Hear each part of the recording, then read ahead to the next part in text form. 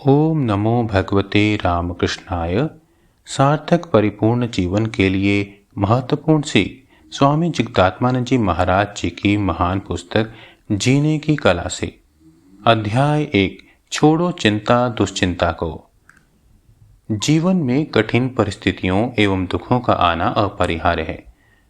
यहाँ स्वामी जगदात्मानंद जी बताते हैं कि इन दुखों एवं कठिन परिस्थितियों का क्या उद्देश्य है और हमें इनसे कैसे निपटना चाहिए। आइए अब हम सुनेंगे स्वामी जगदात्मानंद जी की ही बातें। अभी आरंभ कर दो।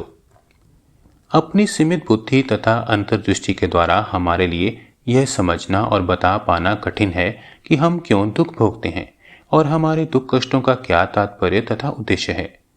परंतु यदि हम कष्टों से मुक्ति पाने की सही तकनीक सीख लें तथा स्थिति से निपटने के उचित उपाय अपनाएं तो कष्टकारी कठिनाइयों से निश्चय ही मुक्त हो सकते हैं। अनेक लोगों ने कठिनाइयों के इस महासमुद्र को सफलतापूर्वक पार किया है। उनके पद चिन्हों का अनुसरण करके हम भी अपनी सारी परेशानियों से छुटकारा पा सकते हैं। खुली आंखों से ना दिखने वाले पदार्थ सूक्ष्मदर्शी यंत्र के द्वारा स्पष्ट रूप से देखे जा सकते हैं। खगोलीय पिंडों तथा दूरवर्ती चीजों को केवल एक दूरदर्शी यंत्र यानी टेलीस्कोप की सहायता से देखा जा सकता है। यह ब्रह्मांड सूक्ष्म तथा अबोधगम्य नियमों द्वारा परिचालित होता है जिसे साधारण मानव मन पूरी तौर से नहीं समझ सकता। सुख तथा दुख हमारे पूर्वकृत कर्मों के परिणाम हैं। आगे के एक अध्याय में इस विषय में सविस्तार चर्चा की जाएगी। हम अपनी वर्तमान समस्या या संकट का कारण समझ नहीं सकते, परंतु हर चीज का निश्चित रूप से एक न एक कारण अवश्य हुआ करता है। हमें स्मरण रखना होगा कि वर्तमान दुख हमारे सत्कर्मों के परिणाम नहीं है। दूसरे शब्दों में सत्कर्मों के फल से कभी दुख या कष्ट नहीं मिलता, परंतु यह स्वाभाविक है कि कर्म के सूक्ष्म नियम या कार्य कारण संबंध कभी कभी सामान्य लोगों को भ्रमित कर देते हैं। परंतु हमें यह जान लेना चाहिए कि हर घटना इन सूक्ष्म और अनिवार्य नियमों के अनुरूप ही घटती है। हम इस बात पर आश्चर्य कर सकते हैं कि भले तथा सज्जन लोग भी क्यों इतना दुख भोगते हैं।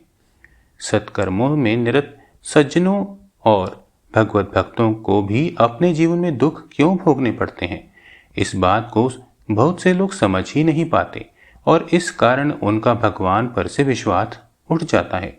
ऐसे लोगों की कमी नहीं है जो किसी प्रश्न का उत्तर ना जानने पर यह सोचते हैं कि इसका कोई उत्तर हो ही नहीं सकता।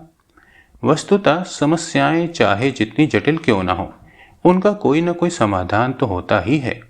मनुष्य को अपने हाथ में आने वाले अवसरों के सर्वोत्तम उपयोग पर अधिक ध्यान देना चाहिए। घर में आग लगी हो तो व्यर्थ की चर्चाओं में समय गंवाना निरर्थक ही नहीं बल्कि खतरनाक भी सिद्ध हो सकता है। हमें तेजी से आग बुझाने के कार्य में लग जाना होगा। एक बच्चे का उदाहरण लें। यदि आप उसे आकाश के किसी बड़े तारे के विषय में बताएं तो वह मनोयोग पूर्वक सुन भले ही ले, पर वह असंख्य आकाश गंगाओं आदि की कल्पना नहीं कर सकेगा। मस्तिष्क थोड़ा परिपक्व हो जाने पर ही वह इन चीजों को सही परिप्रेक्ष्य में समझ सकेगा। अनुभव तथा प्रार्थना द्वारा परिपक्व और संयमित मन ही जीवन के उच्चतर मूल्यों, आध्यात्मिक नियमों आदि की धारणा कर सकता है। हमारे आगे बढ़ने के लिए प्रबुद्ध लोगों द्वारा दिखाए गए पथ के अलावा दूसरा मार्ग ही क्या है। भगवान के श्री चरणों का स्पर्श पाकर धन्य हुए महात्माओं में विश्वास के सिवा हम और कर भी क्या सकते हैं। हमें निस्संदेह और निसंकोच उनकी शिक्षाओं पर निर्भर रहना होगा।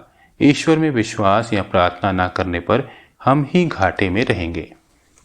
यदि हम ईश्वर को धमकी देते हुए कहें, यदि आप मेरे जीवन को पूर्णतया निर्विघ्न, सुचारू तथा सभी चिंताओं एवं समस्याओं से रहित नहीं बनाते तो मैं आप में विश्वास नहीं करूंगा, तो इससे उनका कुछ भी नहीं बिगड़ता।